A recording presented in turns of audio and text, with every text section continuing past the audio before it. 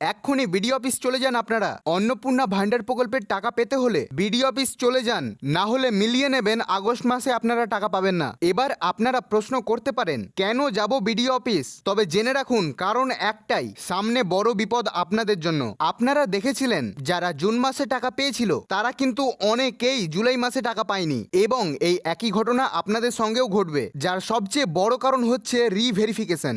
এই রিভেরিফিকেশন যতদিন থেকে চালু করা হয়েছে, অর্থাৎ আপনাদের পঞ্চায়েতে যে সকল উপভোক্তারা রয়েছে এবং যারা টাকা পাচ্ছে তাদের কিন্তু আবারও যাচাই বাছাই প্রক্রিয়ার মধ্যে পাঠানো হয়েছে, সেই জন্য অনেকে বাদ পড়বে। এছাড়াও আমি বিডিও অফিস কেন যেতে বলছি, আমার আসল লক্ষ্যটা কি রয়েছে, সমস্ত বিষয় একটা একটা করে আপনাদেরকে জানাবো। এছাড়াও স্ট্যাটাস পরিবর্তন হতে কিন্তু শুরু করবে, বেশি দিন আর সময় নয়, স্ট্যাটাস পরিবর্তন শুরু হয়ে যাবে। এমনকি স্ট্যাটাসে একটি ছোট্ট পরিবর্তন এসেছে, সেটাও আপনাদেরকে জানাবো। তবে চলুন আর এক মুহূর্ত দেরি না করে ভিডিওটি শুরু করা যাক। তবে ভিডিও শুরু করার আগে একটাই আপনাদের কাছে রিকোয়েস্ট করছি আমি, আমাদের ভিডিও তো আপনারা অনেকেই দেখছেন, কিন্তু আপনারা আমাদের চ্যানেলটিকে সাবস্ক্রাইবই করছেন না। দেখুন না, আপনারা নিজের চোখেই দেখুন, 96% মহিলারা, অর্থাৎ 96% মহিলারা আমাদের চ্যানেলটিকে এখনো সাবস্ক্রাইব করেনি, শুধুমাত্র 5% মহিলারা আমাদের চ্যানেলটিকে সাবস্ক্রাইব করেছে। তাই আপনাদের কাছে আমি একটি ছোট্ট রিকোয়েস্ট করছি, চ্যানেলটিকে সাবস্ক্রাইব করে আপনাদের এই ভাইয়ের পাশে থাকবেন, কারণ সাবস্ক্রাইব করলে তো টাকা পয়সা লাগে না, তাই আর কি। তাই অবশ্যই চ্যানেলটিকে সাবস্ক্রাইব করে নেবেন।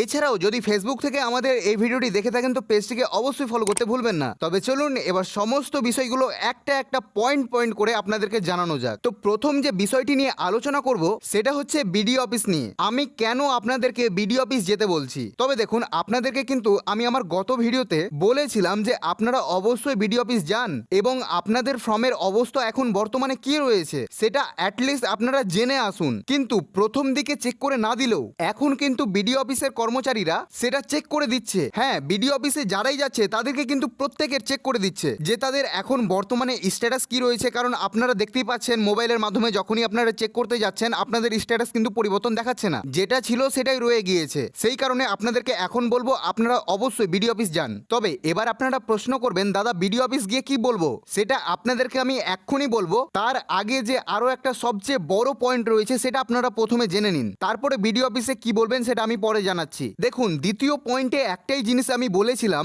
সামনে কিন্তু আপনাদের জন্য বিপদ আসছে। এই বিপদটি হচ্ছে আপনারা অনেকেই কিন্তু টাকা পাবেন না। দেখুন, আপনারা প্রত্যেকে জানেন যে নোটিশ প্রকাশ হওয়ার পর প্রত্যেকের কিন্তু ফর্মটি আবারও রিভেরিফিকেশন হচ্ছে, অনেকের কিন্তু চেক করা হচ্ছে যে আদৌ সে টাকা পাওয়ার যোগ্য কি যোগ্য নয়। কারণ সূত্র মারফত জানা গিয়েছিল যারা চাকরি করে তারাও কিন্তু টাকা পাচ্ছে এবং যাদের পরিবারে চাকরি করছে তারাও কিন্তু টাকা পাচ্ছে। এইগুলো কিন্তু সমস্ত বিষয়গুলো এখন খুঁটিয়ে দেখা হচ্ছে, সেই কারণে অনেকের ফর্ম রিজেক্ট করা হবে এবং অনেকের কিন্তু সমস্যা দেখা দেবে। তবে এখানেই যে সীমিত তা কিন্তু নয়, আপনাদের অনেকের ফর্ম ফিল আপ করতে গিয়ে অনেক ভুল হয়েছে। কেউ হয়তো যে ট্যাক্স দেন না তবুও কিন্তু আপনারা ইয়াস করে দিয়েছেন, কেউ হয়তো আবার 1 লাখের বেশি ইনকাম দিয়ে দিয়েছেন, যেখানে অন্নপূর্ণার ভান্ডারের টাকা পেতে গেলে 1 লক্ষ টাকার নিচে যেন আপনাদের বার্ষিক ইনকাম হয়, সেই জায়গাটিতে দেখা যাচ্ছে অনেকে কেউ 1 লাখ টাকা করেছে, অনেকে কেউ 1,20,000 করেছে, অনেকে কেউ 1,60,000 করেছে। এরকম যে মাইনার ভুলগুলো ছিল সেগুলো কিন্তু এডিট অপশন দিয়ে সলভ করা যাচ্ছিল, কিন্তু এখন আর সেটাও করা যাচ্ছে না।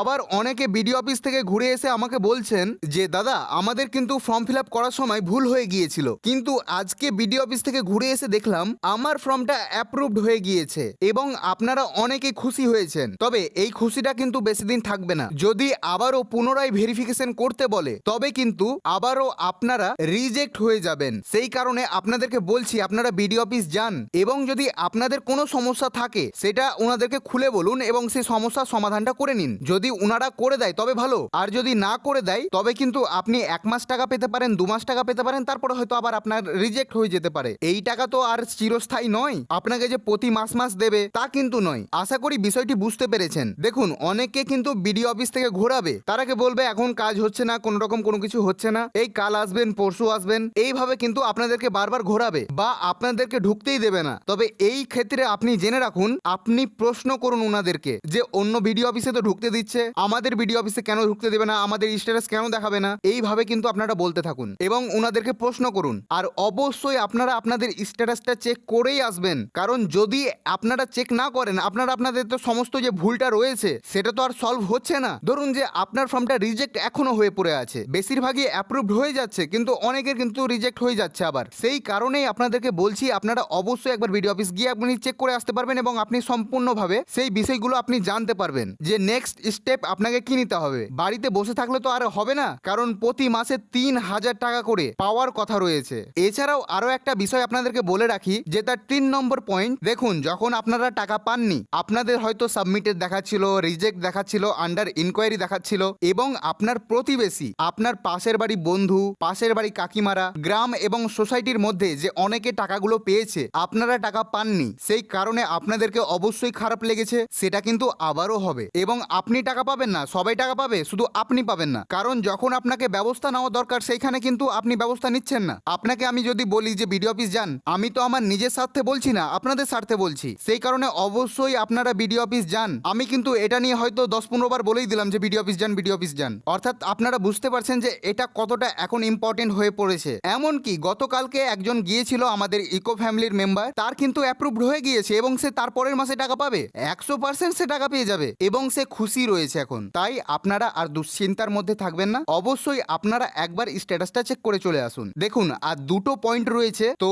এই পয়েন্টটা হচ্ছে সব থেকে ইম্পর্টেন্ট। আপনারা বলবেন আপনাদের ভেরিফিকেশন হয়নি, আপনাদেরকে ফোন করা হয়নি বা আশাকর্মীরা আপনাদের বাড়ি আসেনি, তবুও কিন্তু আপনাদের ভেরিফিকেশন হয়ে গিয়েছে। আমি এই পয়েন্টটি তুলে ধরার আগে আপনাদেরকে একটাই কথা বলবো, আমি কোনো রাজনীতি দলকে আমি সাপোর্ট করছি না বা আমি করব না, কিন্তু যেটা রিয়েলিটি সেটাই কিন্তু আমি বলবো। দেখুন পঞ্চায়েতে কিন্তু টিএমসির অনেক লোক রয়েছে, কারণ আপনারা প্রত্যেকে যখন মমতা বন্দ্যোপাধ্যায় ক্ষমতায় ছিল টিএমসি কে আপনারা ভোট দিয়ে সেখানে আপনারা পঞ্চায়েত গঠন করেছেন, পৌরসভা গঠন করেছেন। তো এই যে আপনাদের টাকা পাবেন এইগুলোর মধ্যে কিন্তু আপনাদের সে পঞ্চায়েতেরই বেশিরভাগ হাতটা রয়েছে এবং জুলাই মাসে যে আপনারা টাকা পাননি এর পিছেও কিন্তু পঞ্চায়েতের হাত রয়েছে। আপনারা দেখতেই পেয়েছিলেন যে আপনাদের কিন্তু পঞ্চায়েত অফিসে ফর্ম পড়েই থেকে গিয়েছে, ভেরিফিকেশন হচ্ছিল না, এমন কিন্তু আপনারা অনেক ভিডিও দেখেছেন সোশ্যাল মিডিয়াতে। তো এই যে ভিডিওগুলো যত ভাইরাল হতে শুরু হয়েছিল, এই যে টিএমসির যে একটা রেপুটেশন নিয়ে টানাটানি চলছিল, সেটা বাঁচানোর জন্য কিন্তু আপনাদের দ্বিতীয় ভেরিফিকেশনে, অর্থাৎ এখন যে ভেরিফিকেশনটা চলছে এইখানে কিন্তু প্রত্যেককে অ্যাপ্রুভাল দেওয়া হচ্ছে। অনেকের ভুল থাকলেও আপনাদেরকে অ্যাপ্রুভাল দেওয়া হচ্ছে, অনেকের আবেদনে ভুল থাকতে পারে, ফর্ম ফিল আপে ভুল থাকতে পারে, তবুও তাদেরকে কিন্তু অ্যাপ্রুভাল দেওয়া হচ্ছে এবং এটা কিন্তু তারা ভালো একটা কাজ করেছে। কারণ দেখুন একটা বিডিও অফিসের বা একটা ব্লকের তো ক্ষমতা নেই যে একটা পুরো ব্লকের ভেরিফিকেশন করার। এটাতে যদি পঞ্চায়েত সাপোর্ট না করতো, ব্লক অফিসের ক্ষমতা থাকতো না যে এতগুলো ফর্ম ভেরিফিকেশন করার। তবে এরপরে কিন্তু আর ভেরিফিকেশন হবে না, যখন আবার ইলেকশন হবে, আবার যদি পঞ্চায়েতে যদি এবার বিজেপি আসে, তারা তো আবারও পুনরায় আবার ভেরিফিকেশন করে চেক করবে যে কে যোগ্য কি যোগ্য না, তখন আপনাদের আবার পুনরায় ভেরিফিকেশন হবে। তখন কিন্তু আপনারা আবার অনেকে বাদ চলে যাবেন, কারণ তাদের সরকার রয়েছে, তারা তখন চেক করবে যে এতক্ষণ যে তারা টাকা পাচ্ছিল তারা কি আদৌ যোগ্য। আর যদি আপনি যোগ্য না হন তবে কিন্তু আপনাকে আবার সে টাকা, যতগুলো টাকা পেয়েছেন সেগুলো কিন্তু আবার ফেরত দিতে হবে। এই জিনিসগুলো আপনারা মাথায় রাখবেন। এইখানে যে আমি কোনো দলকে সাপোর্ট করে আমি বলছি তা কিন্তু নয়, কারণ অবশ্যই আপনি যে জায়গাটিতে বসবেন সেটা অবশ্যই পরিষ্কার থাকা দরকার, সেখানে ধুলো না থাকলেও আপনি একবার ঝেড়ে দেখবেন। এই বিষয়টি কিন্তু আপনাদের সামনে আমি তুলে ধরছি। আর অযোগ্য বলতে ধরুন যারা সরকারি চাকরি করছে, পেনশন পাচ্ছে বা সরকারি কোনো কাজের সঙ্গে জড়িত রয়েছে, তাদেরকে কিন্তু টাকা দেওয়া দরকার নেই, সেটা আমিও বলবো। কিন্তু সেই জায়গাটিতে আপনি যদি থাকতেন আপনি বুঝতে পারতেন যে তাদের এখন কি চলছে, যে আমি মমতার আমলে আমি টাকা পেলাম, এই আমলে আমি টাকা পাচ্ছি না, তখন তাদেরও কিন্তু মনটা ভেঙে যাবে। এমনকি বিজেপির প্রতিশ্রুতি ছিল যারা লক্ষ্মী ভান্ডার পাচ্ছে তারাই অন্নপূর্ণা ভান্ডার পাবে, তো সেই হিসাবে যারা সরকারি চাকরি করছে তারাও যোগ্য। দেখুন এই বিষয়গুলোর মধ্যে আমি পড়তে চাই না, এই বিষয় নিয়ে অনেক কথাই বলা যাবে, তো এই বিষয়গুলো আমি এখন আর তুলে ধরতে চাই না। কিন্তু একটা বিষয় আপনাদেরকে আমি বলে রাখি, বিডিও অফিস যাবেন সেখানে এখন আপনি কি বলবেন সেটা আপনি তো জানতে পারছেন না বা বুঝতে পারছেন না। তো দেখুন আমার কথাটাই আপনারা রিপিট করবেন ওখানে, যে স্যার আমার তো আন্ডার ইনকোয়ারি ছিল বা আমার হয়তো আবেদনটি রিজেক্ট হয়ে গিয়েছিল, এইটাই বলবেন আপনারা। যাদের ধরুন যে সাবমিট দেখাচ্ছে বা যাদের আন্ডার প্রসেস দেখাচ্ছে তারাও কিন্তু বলবেন আমার আন্ডার ইনকোয়ারি দেখাচ্ছিল, আমার ফর্মটি রিজেক্ট হয়ে গিয়েছিল। এটা যদি আপনারা বলেন যে আমার আন্ডার ইনকোয়ারি দেখাচ্ছে, তবে কিন্তু তারা চেক করে একবার দেখবে যে আপনি টাকা পাওয়ার যোগ্য কি যোগ্য নন। আর যদি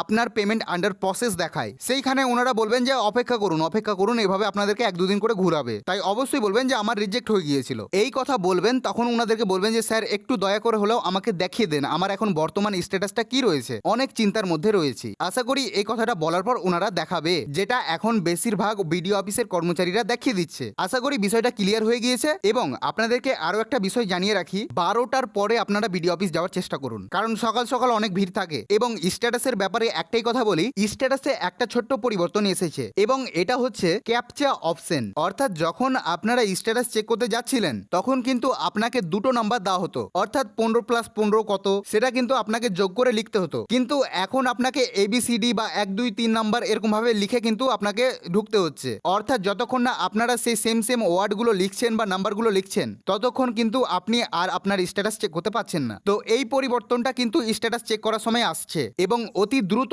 আপনাদের কিন্তু স্ট্যাটাস চেঞ্জ হয়ে যাবে। 1 তারিখের আগেও হতে পারে বা 1 তারিখের পরেও হতে পারে। আশা করি সমস্ত বিষয় জেনে নিয়েছেন, সমস্ত বিষয় ক্লিয়ার হয়ে গিয়েছে। তো আজকের ভিডিও এখানেই শেষ করছি। ভিডিওটি যদি ভালো লেগে থাকে অন্যের সুবিধাতে ভিডিওটিকে শেয়ার করে দেবেন এবং চ্যানেলে নতুন দর্শক হয়ে থাকলে চ্যানেলটিকে অবশ্যই সাবস্ক্রাইব করে পাশে থাকা বেল বাটনটিকে অলে সেট করে রাখবেন। এবং ফেসবুক থেকে যদি আপনারা আমাদের এই ভিডিওটি দেখে থাকেন তো পেজটিকে অবশ্যই ফলো করতে ভুলবেন না, কারণ আমাদের ইউটিউব চ্যানেল এমনই লেটেস্ট আপডেটগুলো আপনাদের জন্য নিয়ে আসে। তো আজকের ভিডিও এখানেই শেষ করছি। ভিডিওটি সম্পূর্ণ দেখার জন্য আপনাদেরকে অনেক ধন্যবাদ। আবার দেখা হচ্ছে নতুন একটি ভিডিওতে।